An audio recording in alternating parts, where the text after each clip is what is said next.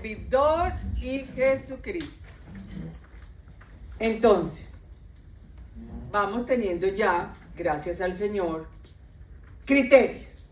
Porque lo que hace la formación es darnos criterios, verdades que la iglesia ha enseñado. Entonces ya sabemos que todo servidor necesita seguir siendo servido y que todo evangelizador necesita seguir siendo evangelizado.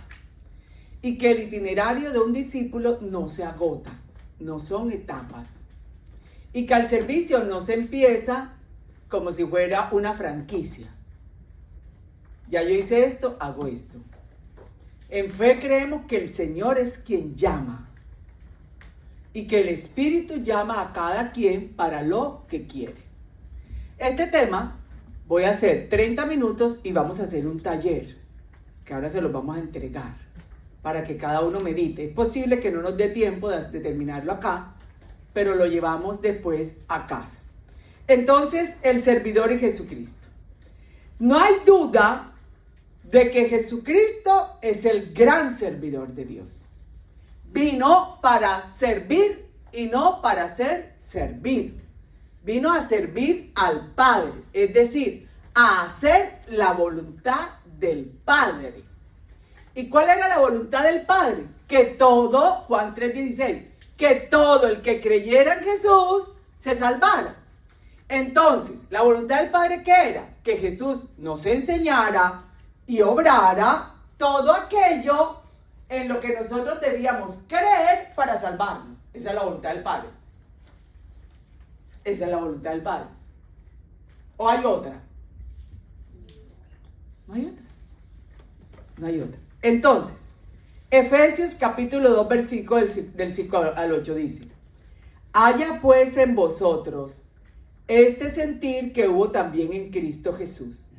Él, siendo Dios, no estimó el ser igual a Dios como cosa a que aferrarse, sino que se despojó a sí mismo, tomó la forma de siervo y se hizo semejante a los hombres. Más aún, hallándose en la condición de hombre, se humilló a sí mismo, haciéndose obediente hasta la muerte y muerte de cruz. Efesios 2, del 5 al 8.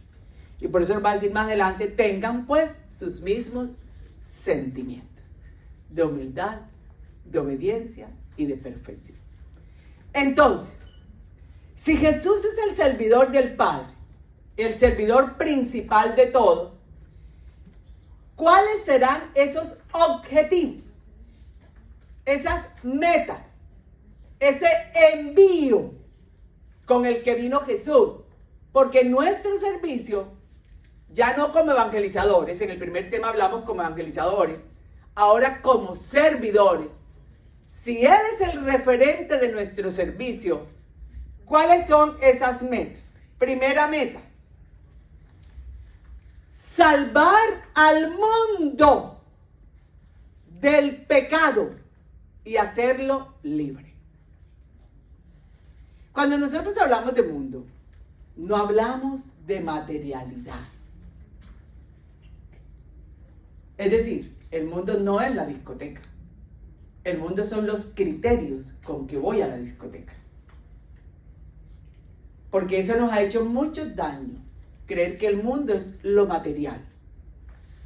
Entonces decimos: ay, ¿hasta cuándo estaremos en este mundo? Eso no tiene nada que ver. Entonces el primer objetivo es hacer libre al mundo, es decir, cambiar los criterios por los que vive la humanidad, que no nos permiten a nosotros dejar que Dios nos haga libres. Segunda meta: conducir al ser humano a vivir en la intimidad y la experiencia de la misericordia de Dios para que sea realmente hijo de Dios. Nosotros somos hijos de Dios por el bautismo, ¿cierto? Es más, Él nos ha creado. Esa es nuestra fe. Pero yo puede que no viva como hijo de Dios. Es decir, yo soy, pero no vivo. Hay una incoherencia. ¿Qué vino a hacer Jesús? A mostrarnos cómo se es y vive un hijo de Dios.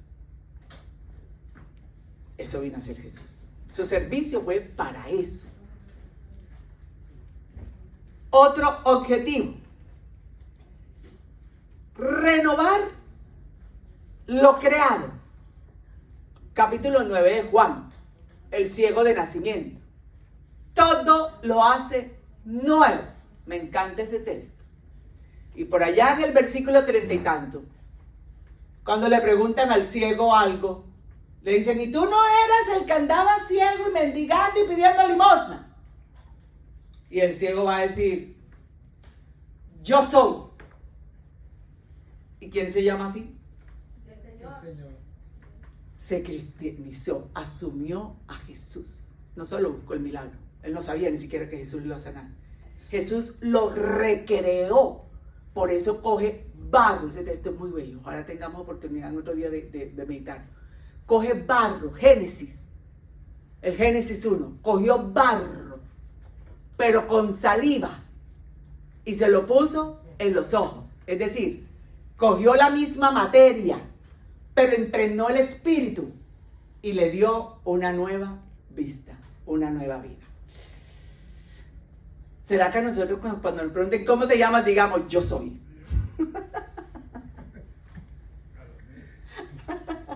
Gloria a Dios. Eso es muy bello. Dar sentido a la vida humana. Si algo le tememos los cristianos, es al tema de la muerte. ¿Usted ha visto que nosotros no hablamos de la muerte? No, o sea, en los grupos de oración. Y todo el mundo apenas le da gripa, lo que piensa es: vamos, me estoy muriendo. Pregunta, porque ayer oyendo a Ariel Álvarez, lo hablaba con alguien. La única manera de volver al Padre es la muerte. Es el momento más experiencial de lo que hemos vivido cristianamente. Porque vamos a recoger lo que hemos creído. ¿Cuál es el miedo?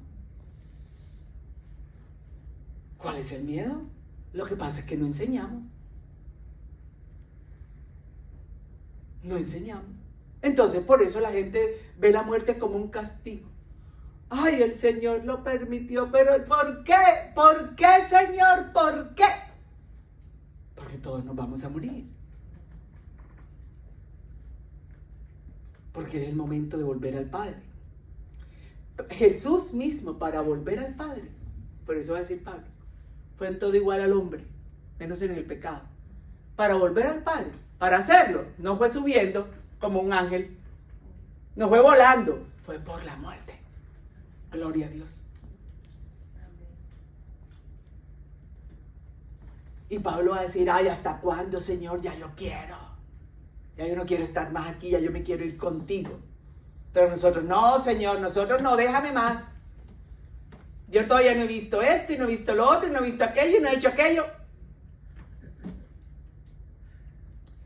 Porque Jesús vino con el objetivo de darle sentido a la vida, para que cada uno de nosotros viva cada día como amado, como salvado, como hijo, para que así cuando volvamos al Padre disfrutemos a plenitud lo que el servicio de Jesús ha hecho.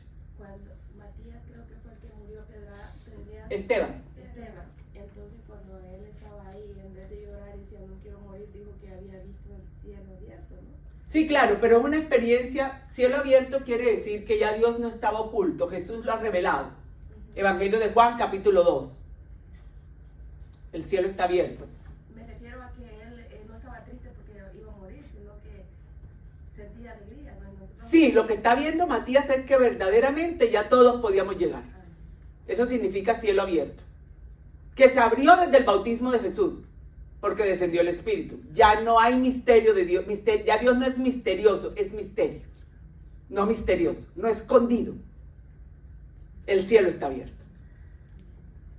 Para que todos podamos ir. Exactamente. Entonces, Jesús vino para que todos nos diéramos cuenta de que el Espíritu nos puede dotar de talentos y carismas para que nosotros también podamos servir. Y Jesús va a decir algo. Y hagan cosas incluso más grandes de las que yo he hecho. Pero nosotros con esa falsa humanidad que nos caracteriza, ay no, yo tan imperfecto, yo ser como otro Cristo, ay, yo soy muy pecadora. Y otra, como usted lo dijo en la lección anterior, que dijo, llegan ellos y le dicen, Señor, hasta los demonios se ponen. Y hay una frase que a mí me gusta mucho que le dice, he visto el diablo caer. He visto el diablo. Así es. Es decir, ya no domina.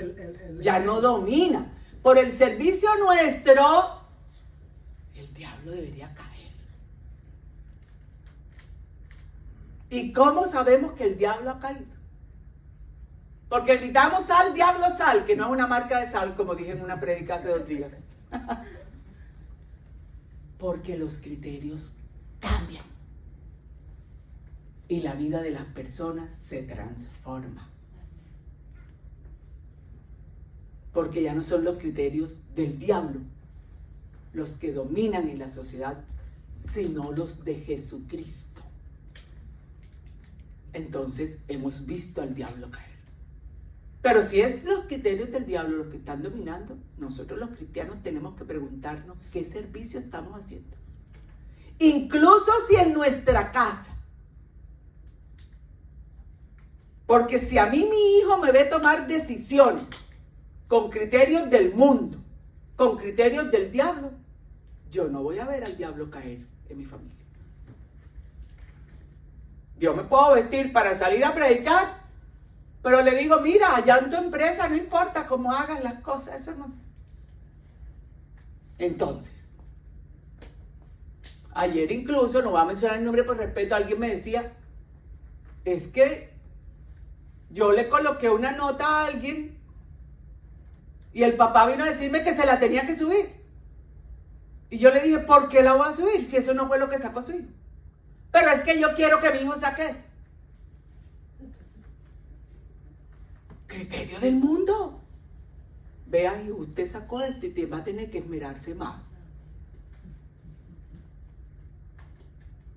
¿Ya? A mi hija dice que le dijo un niño. Sí, que le dijo un niño. Pero maestra, yo desaprobé el grado, o sea, no pasé tu clase porque tú no te esmeraste a decirme que yo y vinieron los otros y dice que le dice, maestra, no le hagas caso porque tú nos dijiste, si yo no la pasé fue porque no te hice caso. Así es. Mis alumnos en la universidad, hay unos que duran un semestre sin entrar a clase, la última semana. Profe, ¿qué se podrá hacer? No, tranquilo, lo que había que hacer ya yo lo hice, tiene 0 en todas las notas. Repetir el año. Profe, que yo no sabía dónde quedaba el salón. Vaya a la oficina y pregunte, usted tiene un horario en su mano, donde están los números de las puertas del salón. No me podrás ayudar en nada. Yo sí te voy a ayudar. Yo te voy a ayudar a que madures. Yo te voy a ayudar a que seas responsable. Por eso te puse 0. Para que el próximo semestre no te pierdas ni una clase. Ya te ayudé. Esto lo hago para ayudarte, para hacerte madurar. Amén, así es mi hija. Así es. Pero nosotros no. Estoy a punto de perder el trabajo, me dice. Ay, mi hijo tan cansado de ver de tableta. No le dio tiempo a hacer la tarea. Ay, yo se la voy a hacer. Y entre 5 años, ¿tú por qué vas mal en la universidad? Tú no eres responsable. Ayúdame, házmela. Criterios del mundo. Criterios del mundo. Generar en el ser humano la necesidad de vincularse a una comunidad para compartir la experiencia de ser hijos de Dios y vivir como hermanos. Es que venir a un grupo de oración no es un tema solamente de qué programa tengo el viernes por la noche. es algo de la identidad de ser hijos de Dios y de ser cristianos y católicos. Nuestra fe se vive en comunidad. En comunidad. Yo en mi casa solo me encierro en el cuarto porque la palabra de Dios dice, entra a tu cuarto y en lo secreto. Vaya, aprende a interpretar Biblia primero, para que me diga que es solo un cuarto.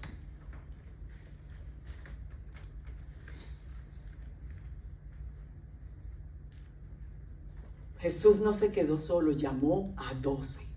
Ni siquiera llamó a 12, eran 120. Pero había 12 que eran sus panas, como decimos nosotros. Los que le sabían todos sus secretos. Best friends. Los que dormían con él, me imagino que no dormían. ¿Qué ir a hacer? Para procurar. Jesús vino para que el hombre pudiera hablar con Dios. No solo orar, dialogar con Dios. Nos enseñó a tener un diálogo permanente con Dios. No solo de palabras, sino Dios nos suscita los actos. Dios nos ayuda a aclarar nuestros pensamientos. Dios inspira nuestras obras. Él es la palabra. Él vino para que nosotros pudiéramos hablar con Dios. Y cuando nosotros hablamos con Jesús a través de su enseñanza, estamos hablando con Dios. ¿Y cuál es el diálogo que Dios entiende? El que contiene la palabra de Jesús. Cuando yo le digo a Dios, me voy a robar un carro, ayúdame, como sucedió en algunos tiempos en nuestros países, que antes de alguien ir a cometer un delito, iba a echarse la cruz en un templo y a pedir que lo ayudara. Dios no escucha ese diálogo. A menos que el corazón verdaderamente esté constrito como David, que acababa de hacer lo que acabó de hacer, pero se constritó y Dios lo escuchó. No retires de mí tu espíritu. Soy consciente de eso. Vino a que nos comprometamos con el reino de Dios. Va a decir el Evangelio de Marcos. Conviértanse, porque el reino de Dios ha llegado. Marcos 1:15. Juan Bautista decía, conviértanse, porque el reino de Dios está cerca. ¿Cuál es el reino de Dios? Jesús es el reino de Dios. El reino de Dios no es un lugar geográfico. Dios reina cuando sus criterios y sus enseñanzas están instauradas. Entonces Dios reina. Y nosotros los servidores, a modelo de Jesús, instauramos el reino de Dios, que lo vamos a ver en plenitud en el cielo. Gloria al Señor. Así nos toca meterle el pie a Pedro ahí para que no nos abre. Pero es un compromiso que tenemos todos. Y no solamente cuando predicamos. Porque un servidor no es servidor cuando se pone la camiseta. Un servidor es servidor en todo tiempo y en todo lugar. Todo lo hacemos en la casa, en el trabajo, en todas partes. ¿El mío? Estoy sin rooming.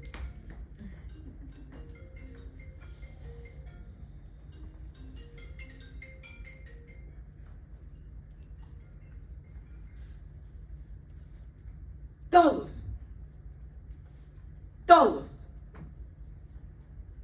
tenemos ese compromiso de ser instauradores, multiplicadores del reino de Dios. Pero primero tiene que llegar a nosotros. Por eso la pregunta que decíamos ahora, ¿Cómo pongo a alguien a servir que todavía no conoce los criterios del reino? ¿Sabe por qué hay tantas dificultades entre los servidores a veces? Porque no conocemos el reino. Y nos pasa como a los discípulos. Santiago y Juan le hacían la vida de cuadrito a Pedro. Y Pedro, Señor, ¿y entonces cuántas veces tengo que perdonar esto? 70 veces 7. Pero si un judío perdona solamente 4 al día. Yo te digo 77. ¿Y eso qué es? El reino. El reino. Esto está costando mucho. Los servidores no hemos entendido qué es el reino. Y que somos portadores del reino. Y por eso a veces la comunidad de servidores, pues de cualquier parte, es la antítesis del reino. Es el espacio del chisme, de la pelea escondida, de la habladuría por detrás, del cuchicheo, de la venganza, de las mentiras. Y de incluso la venganza. No me gusta mi coordinador, me voy a vengar.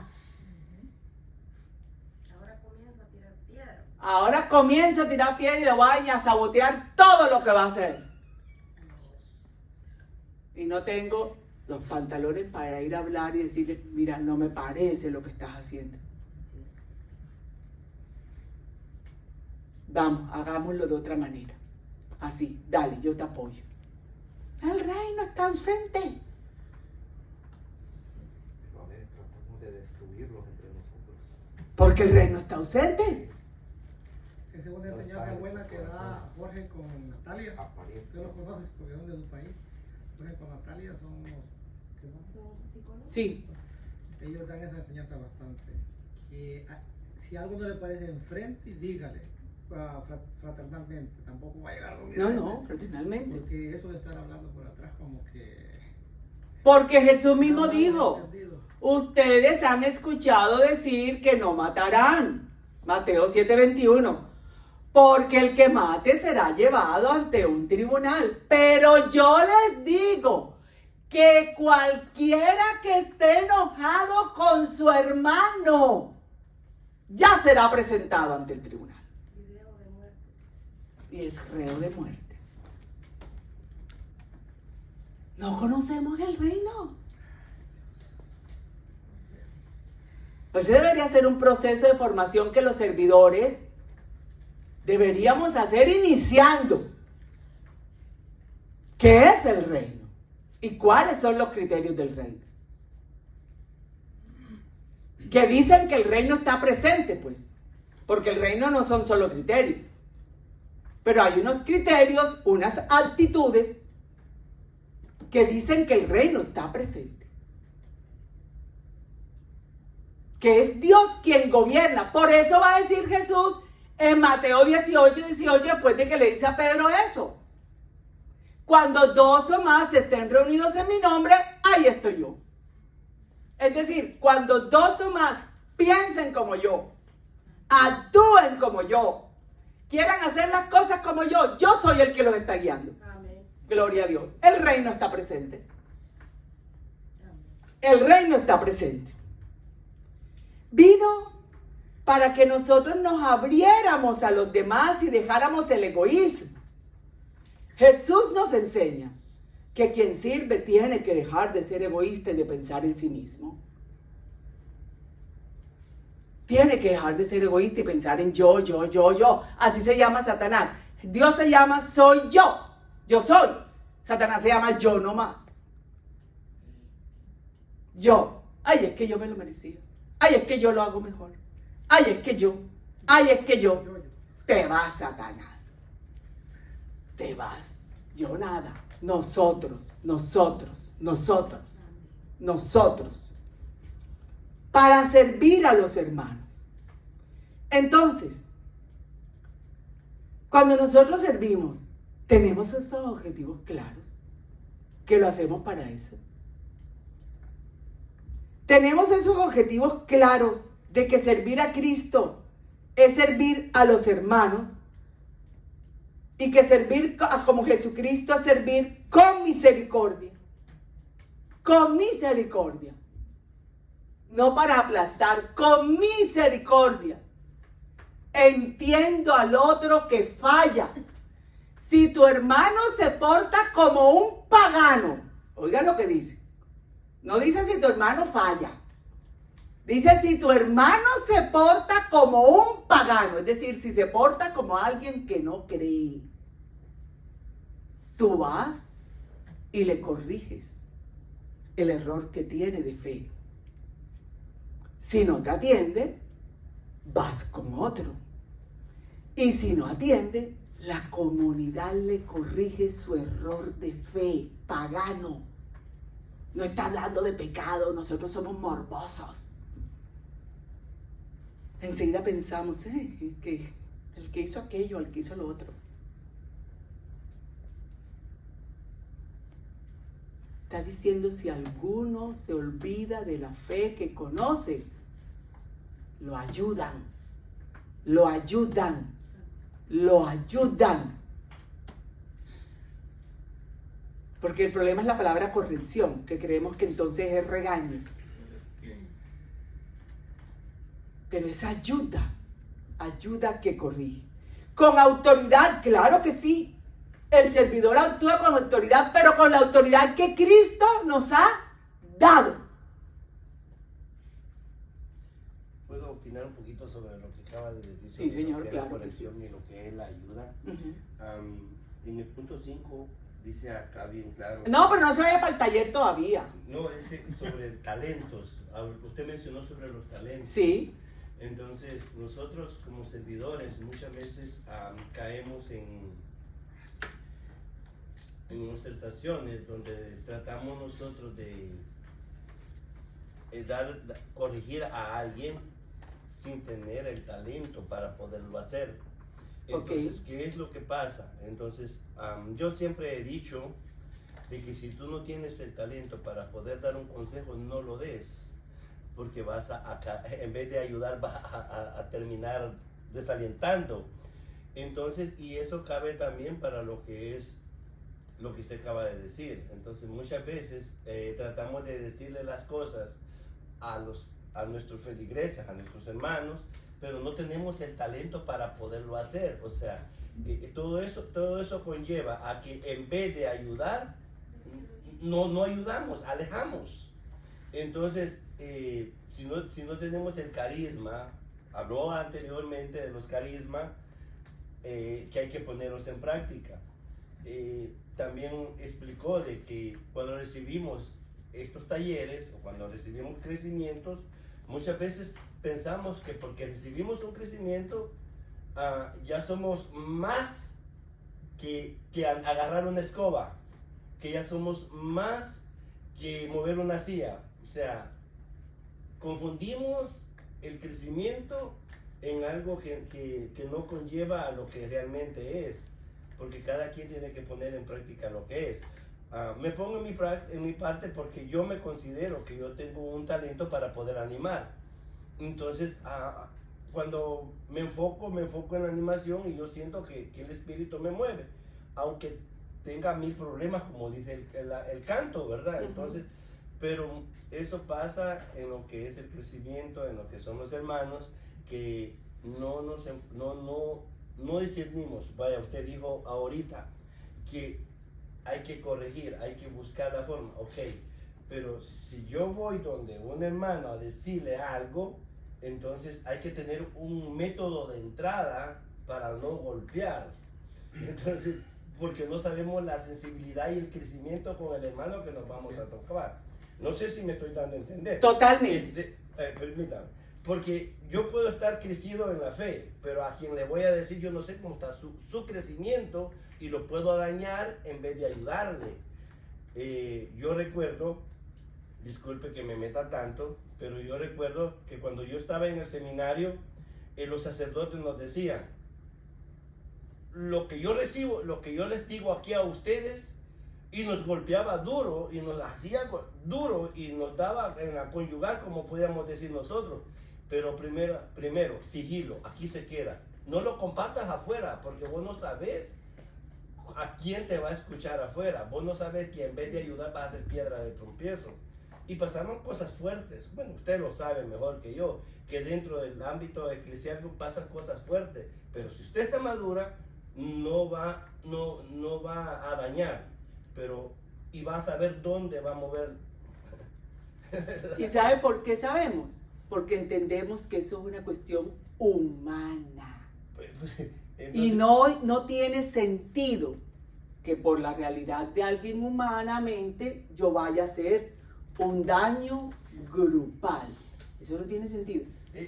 Yo hablo esto así porque, bueno, tengo muchos años viviendo en la iglesia, hablamos sobre los retiros, yo lo inicié también en mi parroquia, trabajé muy duro, viví muchos crecimientos también, trabajé también en lo que es pastoral y todo eso, trabajé evangelización, y una de las cosas bien importantes que hacíamos, que nos reuníamos una vez a la semana 12 y teníamos 12 miembros, y teníamos a un miembro que lo sentábamos al centro y todo le decíamos sus defectos, lo señalábamos, pero antes de hacer eso orábamos al principio de empezar el señalamiento, y al final todo lo abrazábamos, porque ese era un método que nos hacía descansar y poder estar en comunidad. Sí, de hecho, era un proceso que teníamos en el sí, es aplicable, no solo dentro de los seminarios, sino que se aplica a comunidades también. El problema está cuando el que va a juzgar está enfermo. Pues se le digo, o sea, Está enfermo, entonces yo si tengo algo contra ese, me voy a desquitar ahí, lo voy a dejar mal delante de todo el y la mundo. renovación carismática tiene ese problema, y lo tiene grande, porque hay gente, como dijo usted, que porque ya son evangelizadores, que no se dejan enseñar. Y si usted quiere enseñarles, ellos quieren saber más. Ya sabe todo. Y el ego y la soberbia y el yo, aunque se ha recibido constantemente que primero hay que poner a Dios en el centro y no el yo, vivimos con el yo interno y crecemos con el yo interno, y no dejamos que Dios crezca, sino que va creciendo el yo. Eso se llama falta de conversión. Que no tengo la madurez para escuchar. No importa lo que me vayan a decir, ya le doy la palabra, hermano. Eso es falta de conversión. Porque no quiere decir que no me duela, pero desde la conversión lo asumo. Ok, ahora voy a ir a orar. Voy a ver qué de lo que me dijeron es cierto y qué no. O por lo menos yo no me he dado cuenta. Voy a orar. Voy a orar. Voy a ver esto aquí que es verdad, Señor. Me voy a quedar con la verdad. Porque ¿qué es lo que pasa? Lo que dije ahora. Y Jesús por eso va a utilizar una metodología, las parábolas. Y en el capítulo 4 de Marcos vamos a ver que los discípulos, después de que hablan parábolas, vienen acá y le dicen: Señor, explícanos esa parábola. Estaba hablando de nosotros. ¿Ves? Porque la parábola causa reflexión. Entonces, cuando yo tengo algo que decir, por ejemplo, si le tuviera algo que decir a la asamblea de servidores, yo puedo utilizar parábolas. No voy a herir a nadie. O puedo decir, ve, en tal lugar estaba aconteciendo esto. Lo solucionaron de esta manera. No estoy diciendo que eso es lo mismo que está pasando aquí, pero voy a dejar la reflexión para que cada uno, porque eso es lo que hace la parábola, para que cada uno después se revise a ver en la parábola cuál era él exactamente, hermano. No, me recordó ahorita la cuestión de la revisión espiritual o corrección fraterna. Y era interesante porque nosotros éramos como 30. Iba uno en medio. Y si usted escuchara las cosas que dijeron ahí, usted decía, ¿qué es esto? Oh, es que mire, usted aquel día se comió una tortilla más. Y usted dice, pero ya fueron un montón de tortillas. Pero usted se queda quietecito y solamente se ríe. Ahora, el detalle, y eran 20 y todos pasábamos, ¿ya? La cuestión está que ves en ese momento puedo tener la opción de madurar o volver a seguir siendo inmaduro, porque eso no es ni siquiera la gran cosa. Sí, por eso. Pasaba el hermano el otro, el que me dijo que me comía tortilla, no, yo no tengo nada que decir de él. Por eso, yo tengo que discernir. Es que lo que yo le estoy tratando de explicar es que, y yo siempre lo he dicho y lo mantengo, nosotros somos personas crecidas en la fe, en un ambiente, podríamos decir, moderado. San Pablo dice, al niño cuando va creciendo se le comienza a dar leche, después se le comienza a dar cositas más sólidas, después comenzamos con tortillitas, comenzamos hasta que le llega a una etapa donde mastica lo duro. Entonces, así somos nosotros. Entonces, así somos los cristianos. Así somos los que recibimos estos talleres.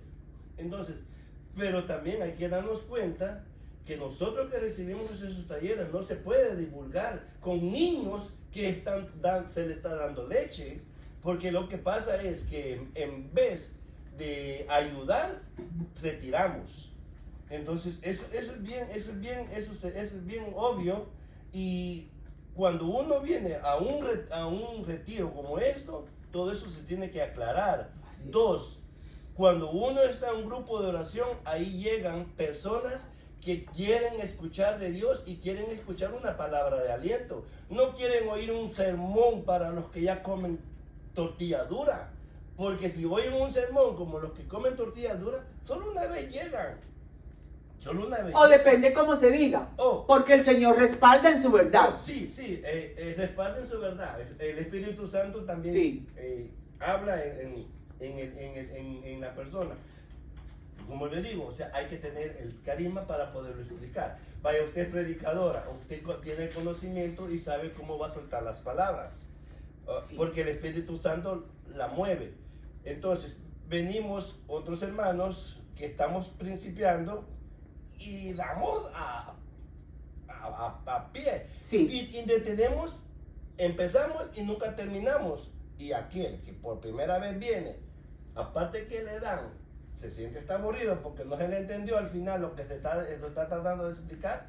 O sea, son cosas que yo veo en la iglesia, y yo me mantengo firme en la fe. He vivido muchas experiencias cristianas, soy sólido en lo que soy, a pesar de tantas pruebas que he tenido, soy sólido en lo que estoy, pero esto tiene que ayudarnos a nosotros a ser fraternos, no a criticarnos, pues. Y lo que usted estaba diciendo, o sea, no vamos a señalar el pecado ni vamos a decirle al hermano, hey, ¿qué pasó? No, hay que orar y tener esa convicción de poder entrar en el pensamiento del hermano y vivir como el hermano vive, para poder sentir lo que el hermano siente. Eso es mi... Tiene toda la razón, nos hace mucho bien el comentario, pero eso está muy ligado a lo que decíamos en el tema anterior.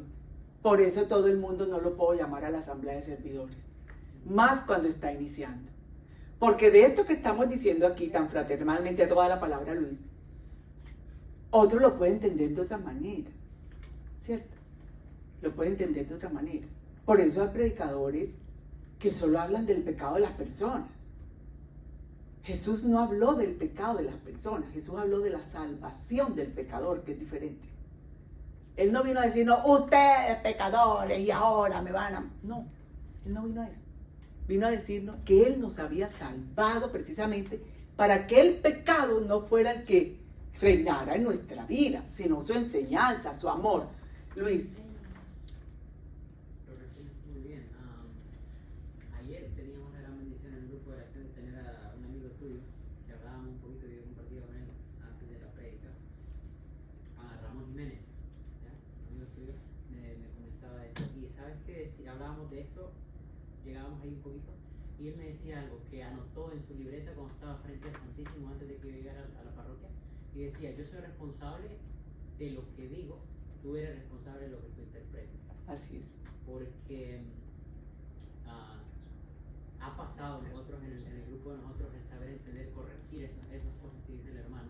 Por ejemplo, en un animador pasa mucho, incluso predicador, el ministerio de alabanza, cualquier cosa que tú dices, tienes que saber entender de que las personas que llegan al grupo de oración no tienen el mismo crecimiento físico de todos.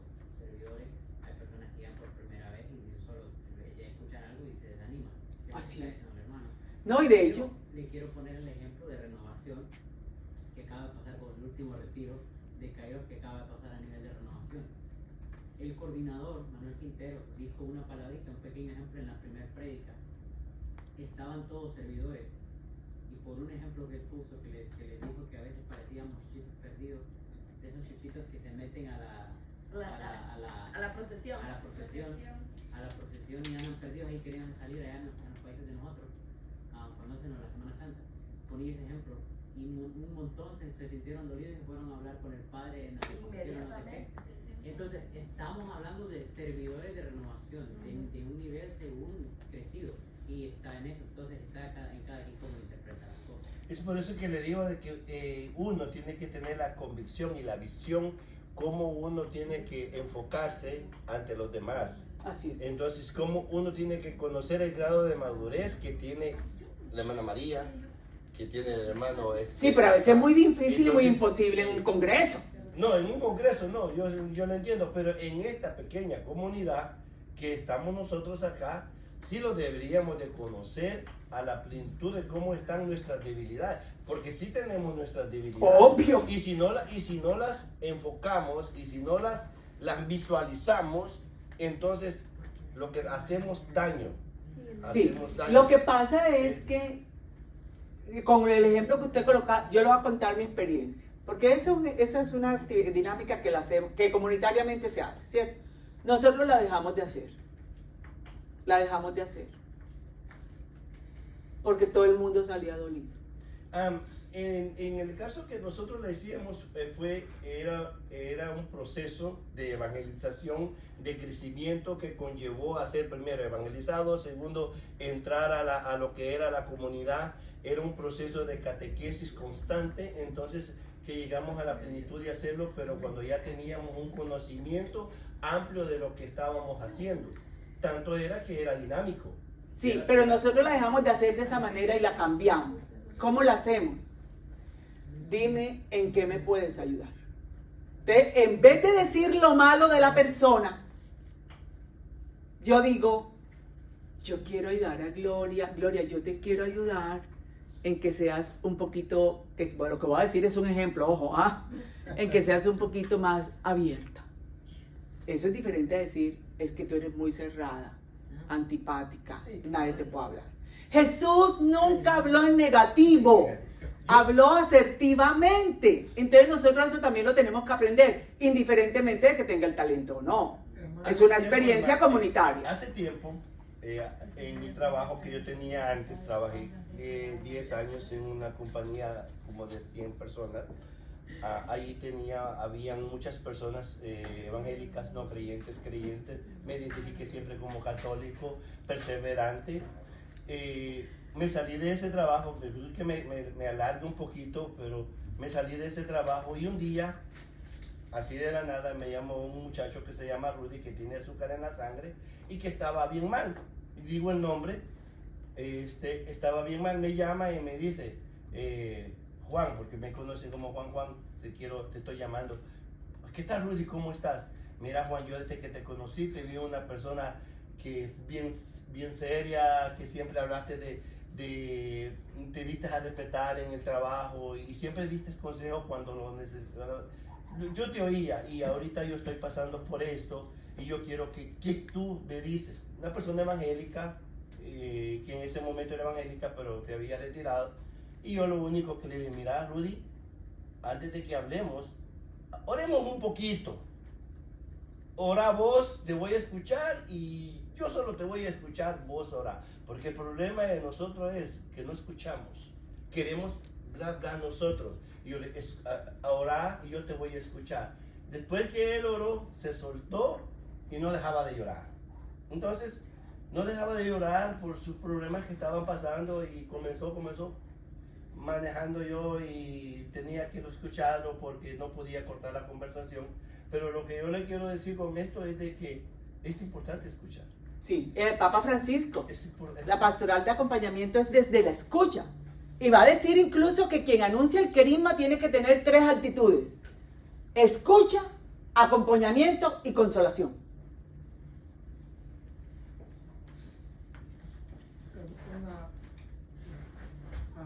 Bueno, cuando nosotros estamos en el camino del Señor, normalmente todas estas cosas pasan. Todo eso pasa, y más. Y más, porque pues ya el enemigo ya nos quiere otra vez afuera, ¿verdad? Pero también aprendemos una cosa, que tenemos al Espíritu Santo para invocarle y pedirle discernimiento sobre todas estas cosas que hablamos, muchas veces en el servicio, porque yo soy esto, no puedo hacer lo otro, muchas veces en que el hermano me lo dijo golpeado. Cuando yo tengo una pequeña experiencia que tuve con un hermano acá, un pequeño desacuerdo, y yo estaba con eso que decía yo, no, es que yo lo voy a parar y le voy a decir sus cosas. No fue hace mucho tiempo, ¿verdad? Pero un día yo me puse a orar y le dije, Señor, dime qué voy a hacer. Gloria a Dios.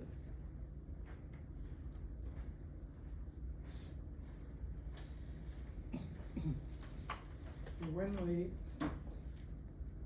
después de que terminé de orar, sentí una paz y sentí que por qué tener eso cuando puedo ser fraterno, cuando puedo llegar a abrazarlo y decirle que somos una hermandad, que tenemos que amarnos los unos a los otros, porque en el Padre Nuestro eso nos enseña a Él.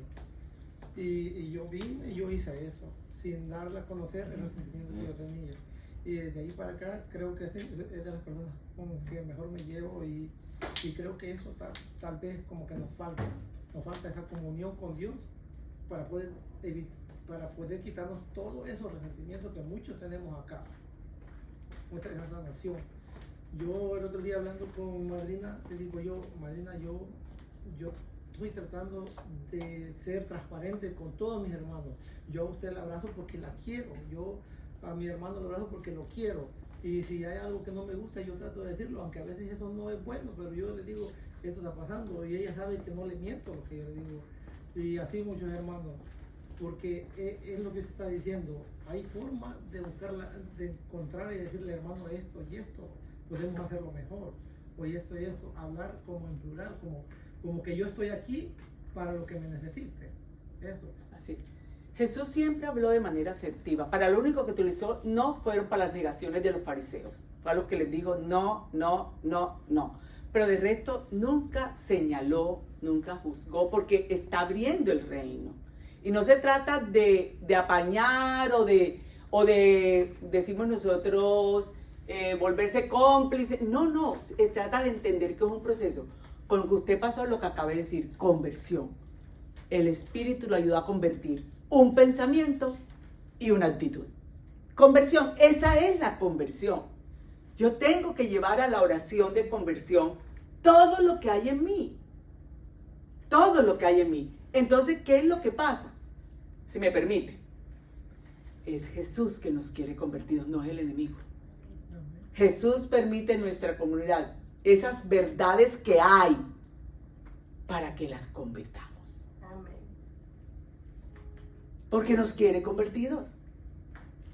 Entonces, Él no está diciendo que tu hermano lo hizo bien. Él te está diciendo lo que te está motivando es un resentimiento.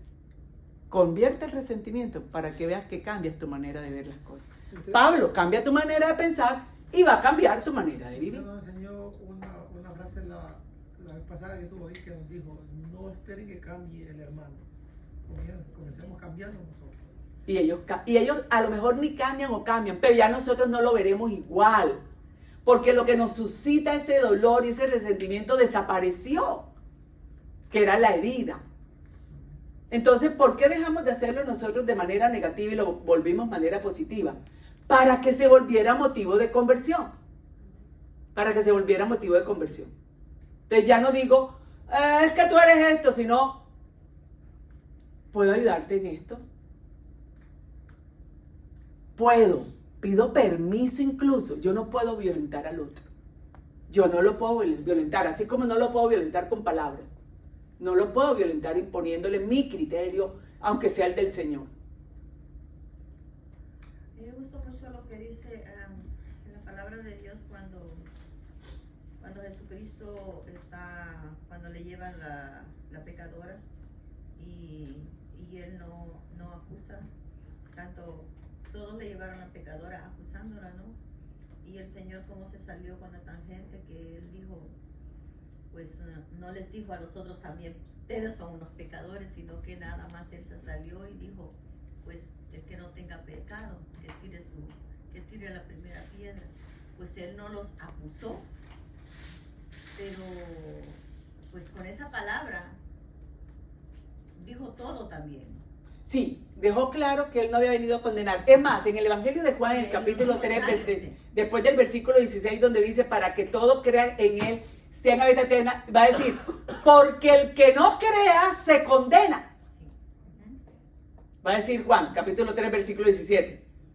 Porque el que no crea se condena. ¿De quién nos condena? Nosotros mismos. ¿Cuándo nos condenamos? Cuando no creemos. Entonces Jesús dijo, ¿quién te condena? Ninguno. Yo tampoco. Yo te vine a dar vida. Levántate y no peques más. Esa es la actitud nuestra.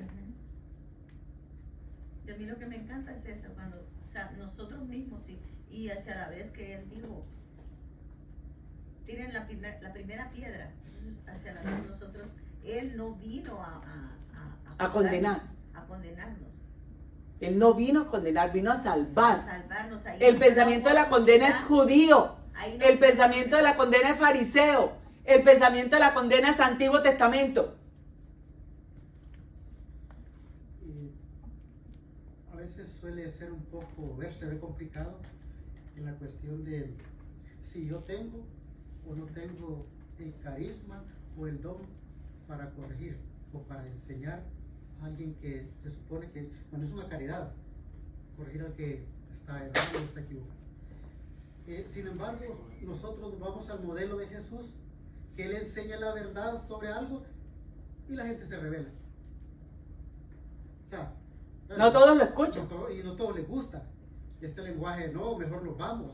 Somos sus discípulos, pero no lo volvemos a seguir, porque esto no. Entonces, imagínense si el modelo de nosotros es Jesucristo y a Él se le revelan, no le quieren escuchar. Entonces, ¿no tendrías el carisma, Jesús? No estarías hablando, sí, pero No, hace la gente. Yo voy a... Por eso inicié hoy diciendo, la libertad siempre será el supuesto del seguimiento. Porque Jesús no obligó a ninguno. Entonces nosotros, ¿por qué vamos a obligar a la gente? Ya le doy la palabra, hermano. ¿Y por qué incluso voy a utilizar la enseñanza para obligar? ¿Por qué voy a decir? Es que si no viene al grupo, no va a recibir la bendición. ¿Qué? ¿Se va? Ahora ni vengo y voy a recibir la bendición. Eso es falso. Eso es falso. Eso no es verdad, eso es manipulación. Correcto, y eso es lo que quería decirle, que Él, bueno, se quieren ir, váyanse. Váyanse. Ustedes son libres, yo no puedo obligarlos a que me crean, ni que acepten. Pueden ir. ¿Y ustedes también se quieren ir? No puedo hacer nada, pero es la verdad. Es la libertad. Y la libertad de Dios. Bueno, lo que decía es respecto a lo que me estaba enfocando cuando hay una corrección y conlleva a dos cosas. Uno tiene bien vista la mirada cuando viene del Espíritu Santo una corrección y donde uno se va a acercar. Ejemplo, Padre Mateo. Yo me he rociado con un montón de padres y él se le nota una espiritualidad de dar un buen consejo. Lo que quiero terminar diciendo es que cuando irradia santidad a aquella persona y pide santidad constantemente, el mismo ser humano se acerca para pedirle un consejo. Porque uno está presto a pedir santidad todos los días.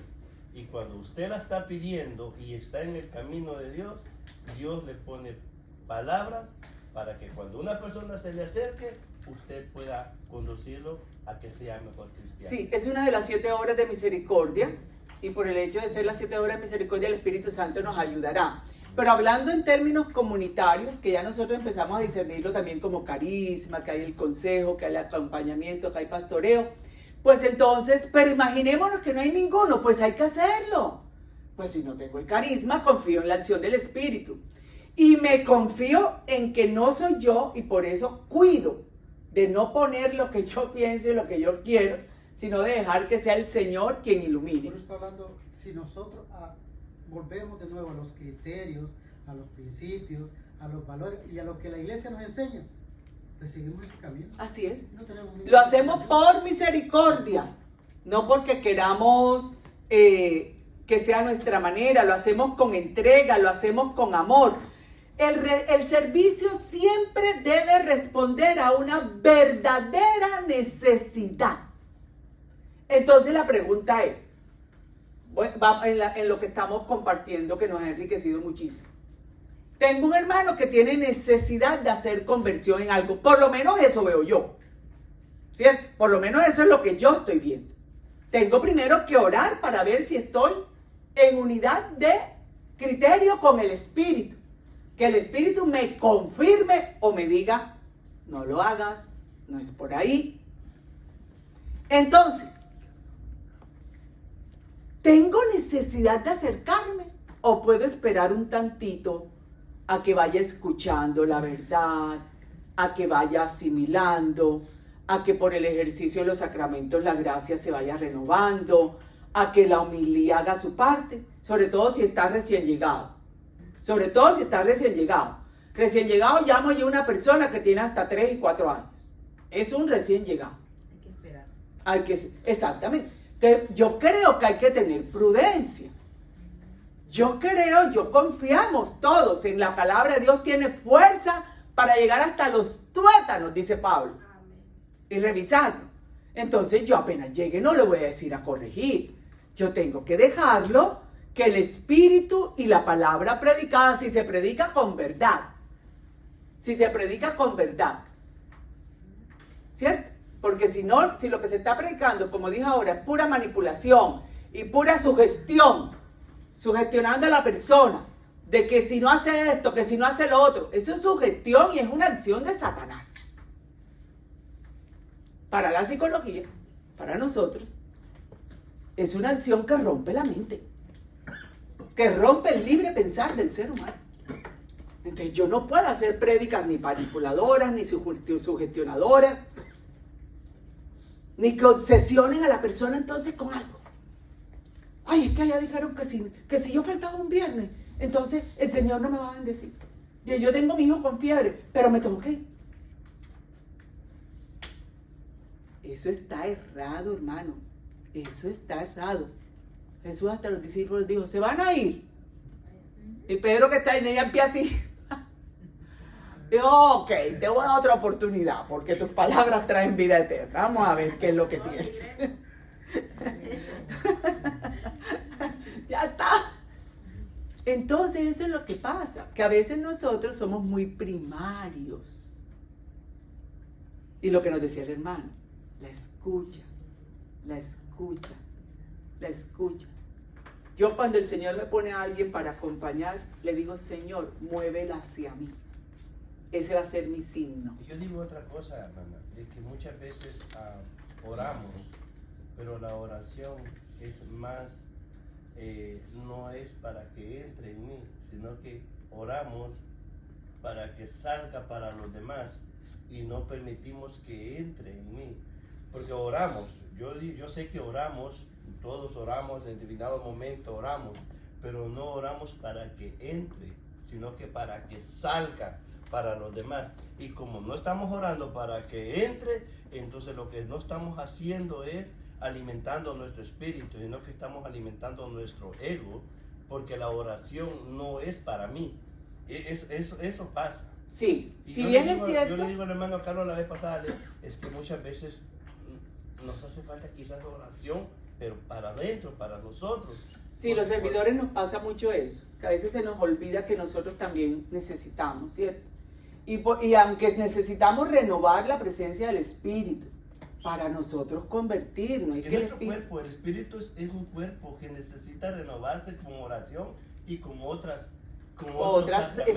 medios, sí. Al no renovar nuestro cuerpo, entonces no estamos dando de nuestro cuerpo espiritual a los demás. Entonces lo que estamos dando es salubre, decimos que damos cosas buenas, pero a la larga no se manifiestan como buenas. Porque no damos de lo que... Agua en posada, el agua en posada. Bueno, creo que voy a parar entonces. Ahí tienen el taller, la hermana María, ¿ya se los dio? Sí. Bueno, yo creo que no va a dar tiempo, pero lo pueden desarrollar en casa. Ya después miraremos si al final, ¿cierto? Porque creo que estamos en, ¿qué hora? Luisito Ah, ok. Ok, entonces debe ser un servicio oportuno, con respeto, con humildad. Con humildad. Y humildad no es el falso respeto, no. Humildad es hacerlo con verdad, es decir, con libertad de sentimientos. Que sea sano, que es un proceder sano, movido por el Espíritu. Que así sea que esa persona, yo tenga algo con ella, ojalá que no, pero el Espíritu me mueve a amarla sirviéndole, a escucharla y a guardar lo que se diga. Le voy a decir algo para la gloria del Señor. El grupo de oración al que yo pertenezco, que me decía Gloria, ¿usted lo coordina? No, yo no lo coordino. Ni predico tampoco todos los martes. La coordinadora me asigna cuando predico, como asigna a otras personas. Yo soy un miembro más del grupo de oración. Gloria al Señor. Pero lo que ahí se habla, ahí se queda. Nos costó años de crecimiento, años de conversión. Años de conversión y de amor, de madurez, exactamente. Ahí todas sabemos de todas. Es más, sabemos hasta de qué pata coge a cada una. 28 años. 28 años. Pero como cada una sabe de qué pata coge a la otra nos mete el taquito para emparejar. No me va a cortar la otra para emparejarme. Me mete el taquito con el que yo emparejo. Eso es proceso. Eso tampoco es mágico. Eso no sale solamente con saberlo, sino con ponerlo en práctica. La primera vez que me acerque a mi hermano, con quien puedo sentir que de pronto no congenio, puede que sienta como, pero a lo que yo la abrace la primera vez, eso se va a ir. Porque es humano. Y el Espíritu es el Espíritu de Dios. Y ya me voy a sentir bien. Y voy a romper los criterios. Mis criterios, que son míos de mi historia. A lo mejor la persona no me ha hecho nada. Mi historia me ha creado un esquema. Por ejemplo, un esquema, ¿cuál puede ser? Que todas las personas que hablan duro son groseras o están insultando. A nosotros nos decían eso. Chiquitos, ¿se acuerdan? No hable duro. Y nosotros creíamos que cuando papá o mamá levantaban la voz, estaban regañando. Y es que ya tenemos micrófono incluido. Tenemos, exacto, pero tenemos ese esquema. Entonces, cuando oigo un predicador que habla muy duro, yo al principio puedo decir, oye, es que como que regaña. No te quedes con la forma, quédate con lo que te está diciendo.